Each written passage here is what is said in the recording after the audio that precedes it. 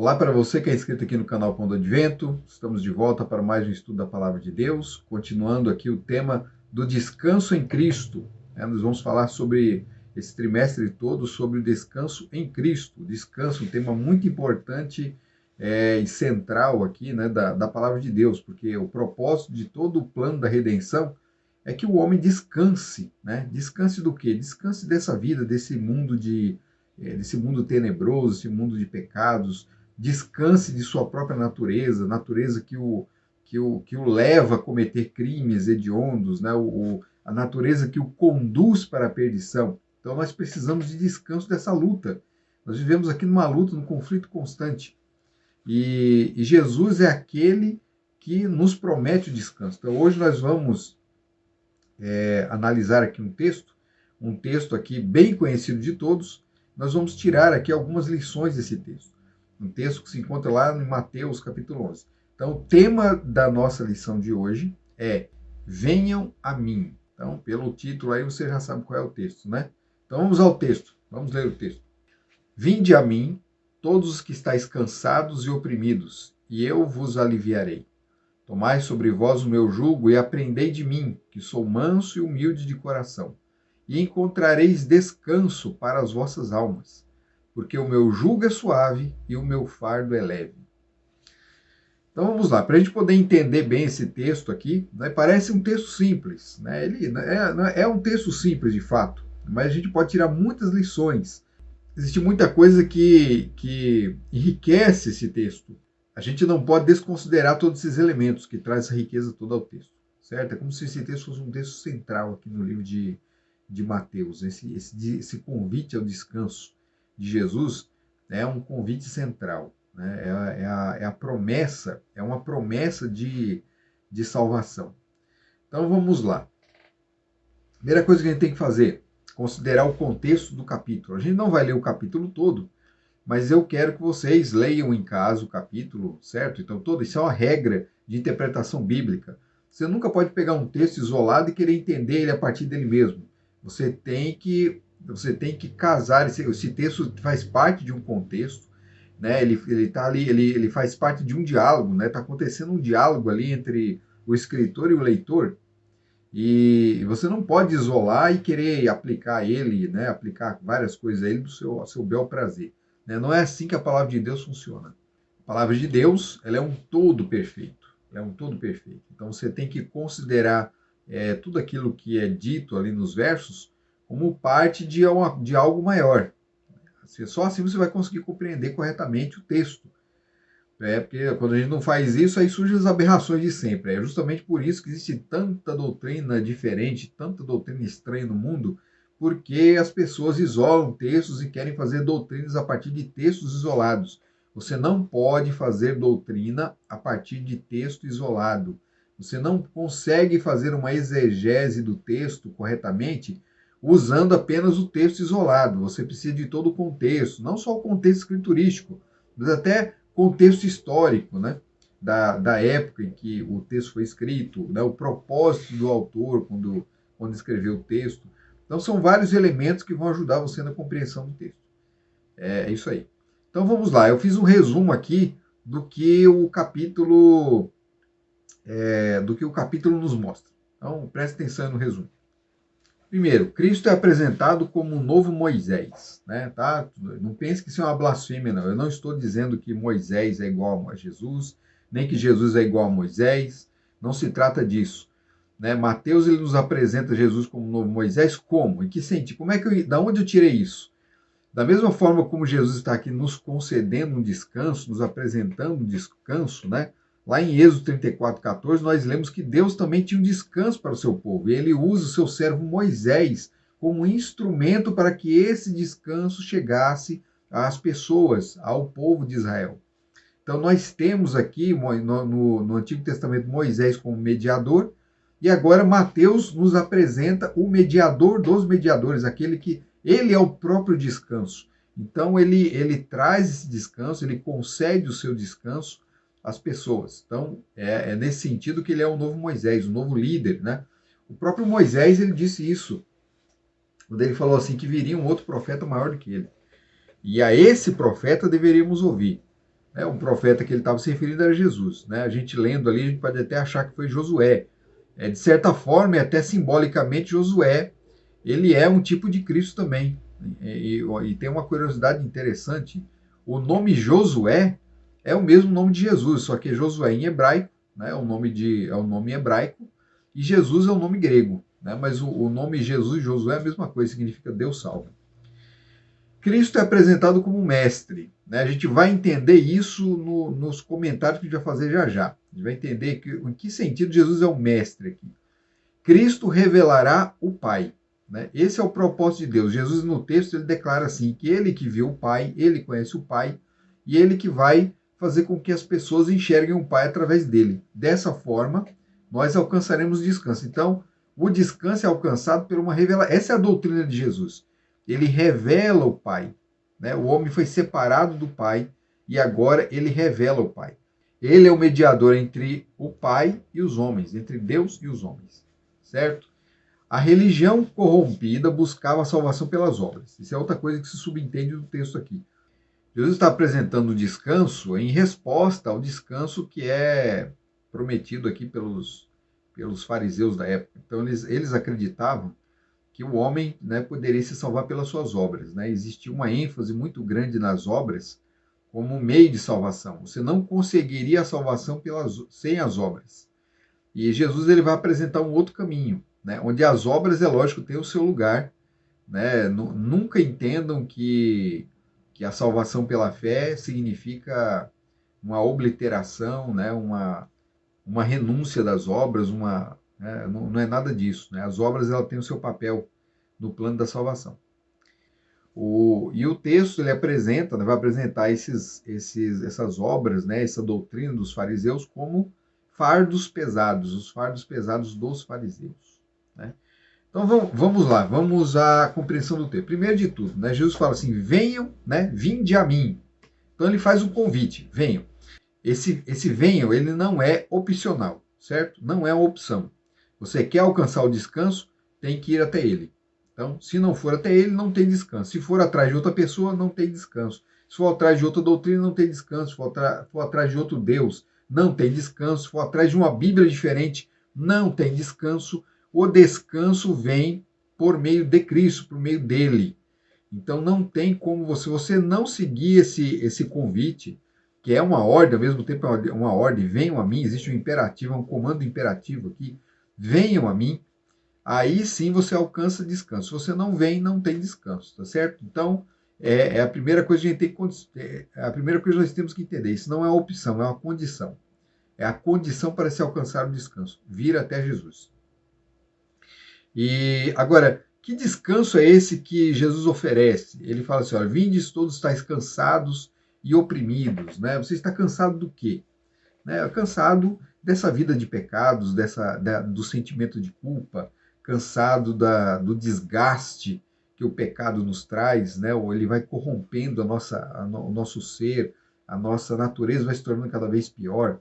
Né? Nós queremos fazer o bem e não conseguimos fazer, nós machucamos as pessoas, nós ofendemos, vamos nos tornando pior, né? Então a experiência de cada um nesse caminho é diferente, né? Tem gente que parece que não está sofrendo nada, mas você não sabe. No fundo ela sofre, né? Sofre uma depressão terrível, sofre por um descontentamento terrível, né? Muitas pessoas que parecem estar bem, de repente tiram suas próprias vidas, porque a vida era um fardo terrível para elas. Então Jesus ele faz um convite, vinde a mim, todos vocês que estão passando por isso, vinde a mim, vocês cansados e oprimidos. Mas tem uma outra opressão aqui, de que fala o texto, né? Isso aqui é a forma abrangente. Tem o sentido específico ao Jesus declarar esse tipo de coisa. Nós vamos entender já já. Jesus declara que ele vai nos aliviar. E ele fala assim, tomai sobre vós o meu jugo e aprendei de mim, que sou manso e humilde de coração. E encontrareis descanso para vossas almas, porque o meu jugo é suave e o meu fardo é leve. Então ele fala, tomai sobre vós o meu jugo.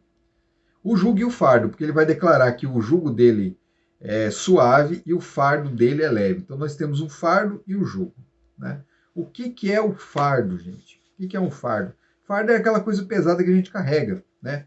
O texto que é usado aqui no grego, no Novo Testamento, ele se refere a algo muito pesado e pesado como uma pedra, por exemplo, né? Uma palavra usada para se referir ao peso de pedras, né? De coisas muito...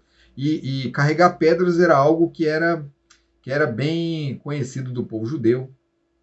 O trabalho não era fácil naqueles dias, como não é fácil hoje também, mas naqueles dias eram muito piores, né? Porque hoje nós temos tecnologia que nos auxiliam, né? Nos ajudam, mas naquela época eles tinham tecnologia também, mas era a tecnologia da época, do tempo, né? Que trazia certas facilidades, mas, né? A pedra tinha que ser carregada nas costas mesmo, ou puxada por carroças, né? De alguma forma havia um peso ali, né? As mulheres tinham que buscar a água, né, nos cântaros, né? Os cântaros voltavam pesados, às vezes traziam sobre os ombros, sobre a cabeça. Essa figura de carregando sobre a cabeça é bem conhecida. Então, não era um trabalho fácil, era pesado. Jesus ele faz aqui uma metáfora, né? Esse peso aqui, esse fardo pesado é o fardo do pecado, é o fardo é o peso da vida, né? Sobre as pessoas. Então Jesus ele fala assim, olha, eu tenho um fardo também, você tem um fardo para carregar. Não estou dizendo que você não vai ter fardo, só que o meu fardo é leve, o meu fardo é fácil de carregar. Por que será que Jesus estava falando isso?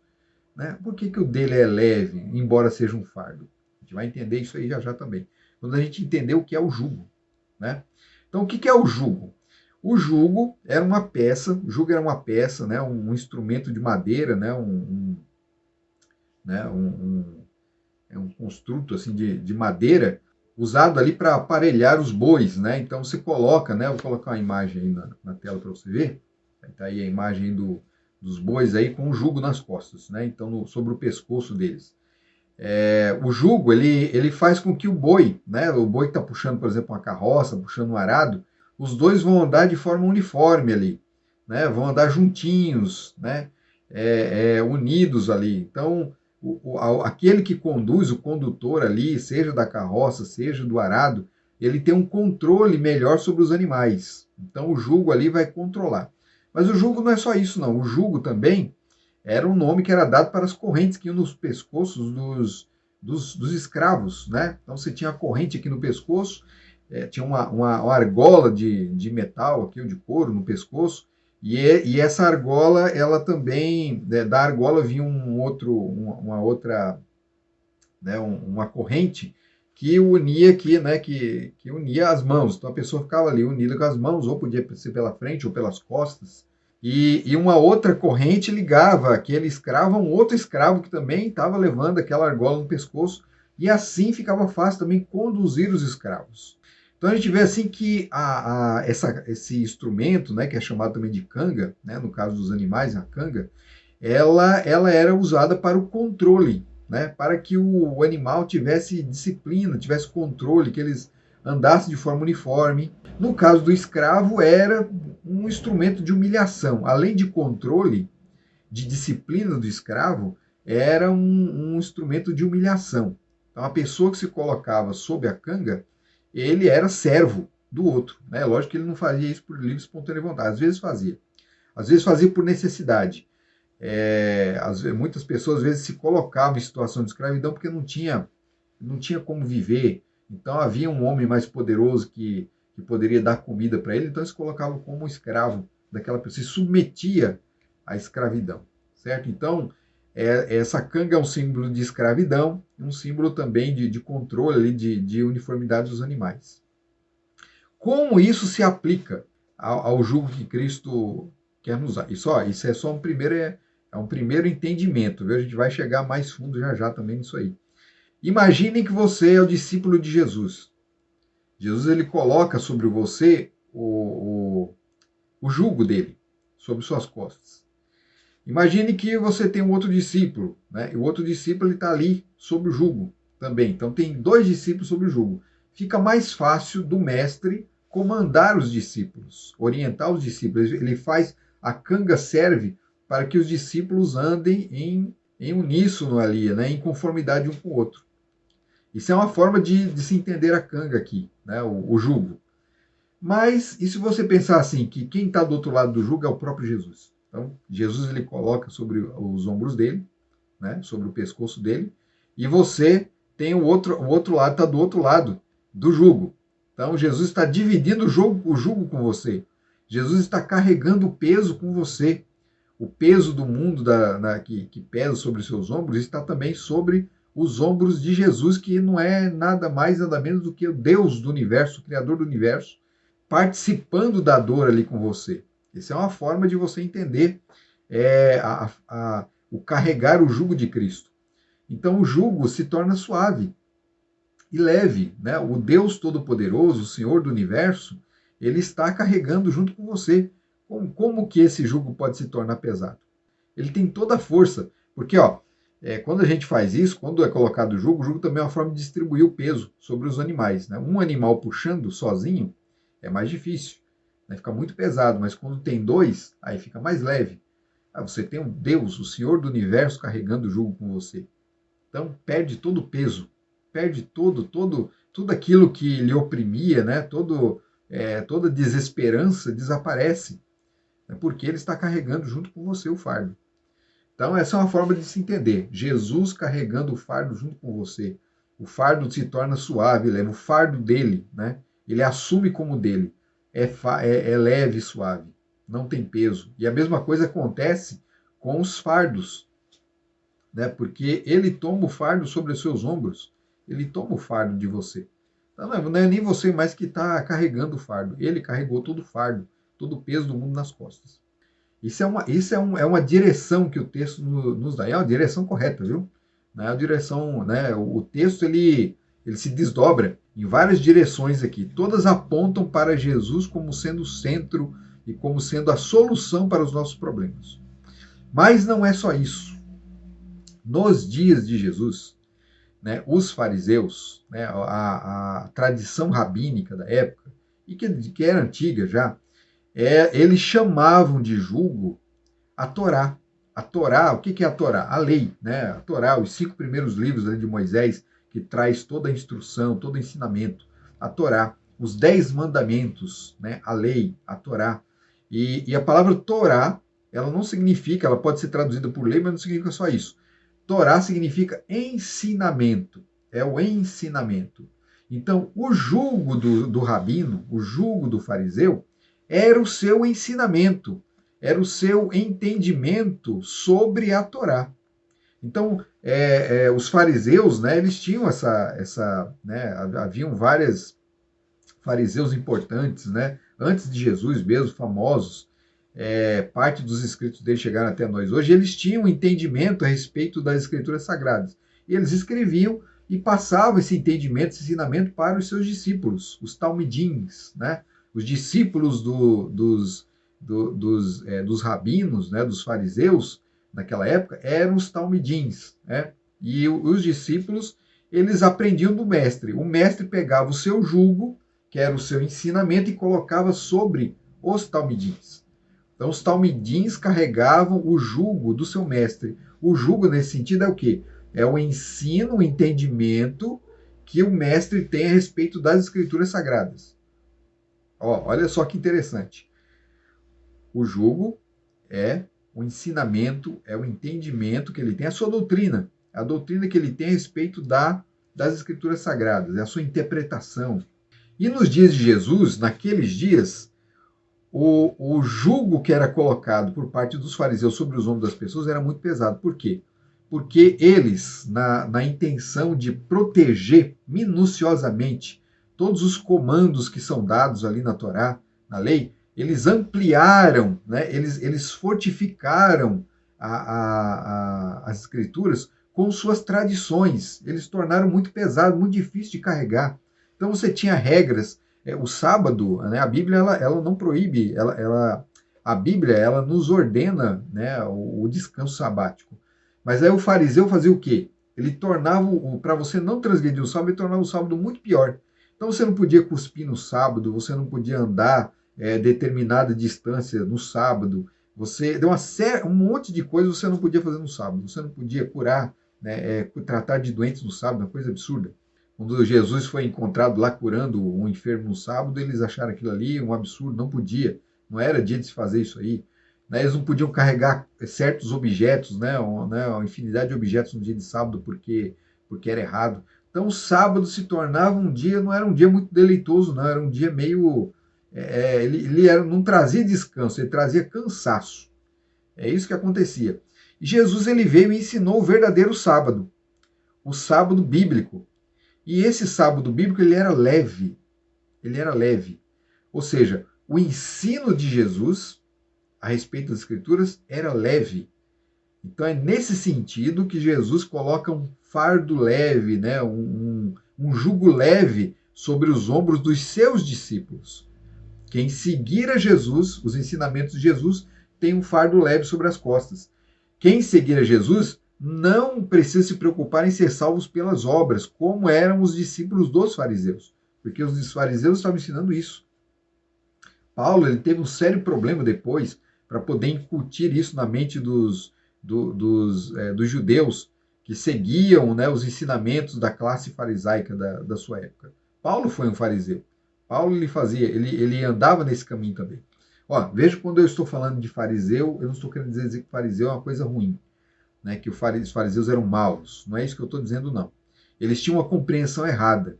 Né, o seu zelo excessivo da palavra, sobre a palavra de Deus levaram eles a um entendimento errôneo a respeito da palavra. E isso estava oprimindo não só o povo, mas a eles também. Eles mesmos não conseguiam seguir os seus próprios ensinos. Então eles disfarçavam, faziam o que estavam seguindo. E diante do povo, eles eram aqueles os todo-poderosos da palavra. E isso era hipocrisia. Então o grande problema do fariseu era a hipocrisia deles. Era a hipocrisia. Não é o fato deles estudarem a palavra de Deus, nem às vezes chegarem a uma compreensão meio atrapalhada, não é isso não. A hipocrisia. Porque eles atavam fardos pesados, colocavam sobre o povo, mas eles mesmos não conseguiam mover um dedo. Eles não conseguiam se mexer naquilo ali. Então eles disfarçavam de que estavam tudo bem, que estava tudo bem na vida deles, mas não estava. A vida deles também era um terror. E eles estavam espalhando esse terror sobre todos. Jesus ele vem então com um ensinamento que é como se fosse um ensinamento novo. Mas ele não é novo. É um ensinamento antigo. É o ensinamento do Éden. É o ensinamento dado por Deus ali no Sinai. Né? Nós somos salvos pela graça e pela fé. A fé é um instrumento que Deus nos concede para que nós possamos nos apropriar da sua graça, nos apropriar da sua promessa. E isso é leve, isso não é pesado. E onde estão as obras nisso tudo aí? As obras serão consequência imediata desse descanso concedido por Deus. Quando eu tenho descanso em Deus, aí tudo se torna fácil e eu vou querer fazer tudo para agradar o meu mestre, o meu Senhor. Eu não vou querer viver para mim mesmo. Eu vou viver para o Senhor e eu vou viver para o meu próximo, para o meu irmão. Então se torna fácil, se torna tranquilo. Né? Guardar o sábado para mim não é um fardo. Né? Virão as dificuldades, virão aqueles momentos que eu vou ter que decidir entre o sábado e o emprego, entre o sábado e aparentemente a sobrevivência, né?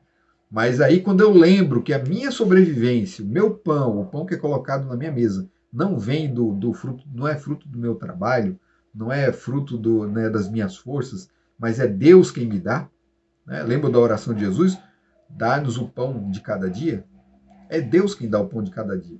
Então, se Deus me dá o pão de cada dia, na hora que vir uma prova dessa a respeito do sábado, eu não tenho que me preocupar. Não, Jesus pediu para eu guardar o sábado, eu vou guardar o sábado, e ele vai me dar o alimento, o sustento, se eu não tiver um emprego mais.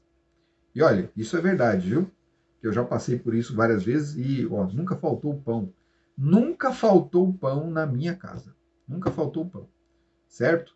Tem muita gente que se desespera e corre atrás, né, abraça, né, o braço do homem num momento como esse.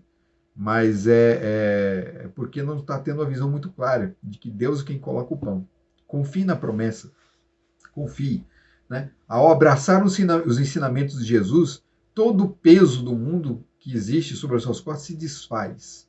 Né? Porque o fardo de Jesus, o ensinamento de Jesus, nos conduz ao descanso. E tem uma coisa interessante, hein? A palavra descanso, a palavra alívio que aparece aqui no texto, logo no início, né? Aqui no texto fala assim, vinde a mim todos estáis cansados e oprimidos e eu vos aliviarei. Né? A palavra alívio aí, Ela vem do grego anapausis, que significa interromper, cessar, descansar, recrear. E essa palavra, anapausis, ela é usada na Septuaginta, que é a versão grega do Antigo Testamento, para o sábado. Olha que interessante, para o sábado. Jesus sabia disso? Sabia. Jesus sabia disso aí. Sabia muito bem. Os discípulos sabiam disso? Sabiam também. Essa palavra não foi colocada aí à toa, né? O descanso do sábado, ele ecoa o descanso de Cristo. Né? O descanso de Cristo. O descanso de Cristo nos faz repousar tranquilamente no sábado, e o descanso do sábado nos faz entender o repouso de Cristo, que é onde um é complemento do outro. Um não vai existir sem o outro. É uma coisa profunda, hein? Estuda bem essa questão aí. Não deixa passar isso não. Aí se você ainda não entendeu a questão do sábado, manda aí suas perguntas, coloca aí nos comentários do grupo aí, ou manda um e-mail para mim. Temos lá na descrição, tem e-mail, tem WhatsApp. Pode mandar para mim que eu explico, eu ensino tudo isso aí, tá bom? A gente não tem todo o tempo aqui para falar no vídeo, mas eu consigo explicar para vocês isso aí tranquilamente. Então, olha, o descanso de Cristo ele é completo. Ele envolve o sábado, os mandamentos, ele envolve o perdão dos pecados, porque tudo está interligado com o outro. O descanso, né, das lutas dessa vida. Então, esse descanso é o descanso que Cristo nos oferece. Você está cansado? Você está sobrecarregado? Né? Todos nós estamos passando por lutas terríveis, né? Por lutas que às vezes nos colocam lá embaixo, no pó, lutas que destroem às vezes o nosso amor, o amor próprio, né? Destrói a nossa autoestima, nos leva, né, a degradação constante, né? E por isso a vida é tão difícil. Ela não é difícil só para mim e para você, ela é difícil para todas as pessoas. Alguns têm uma ilusão de que ela é fácil, mas ela não é fácil para ninguém. Agora, Jesus, ele nos oferece uma saída de tudo isso aí. E ele dá uma ordem: vinde a mim. Não é opcional, é condição.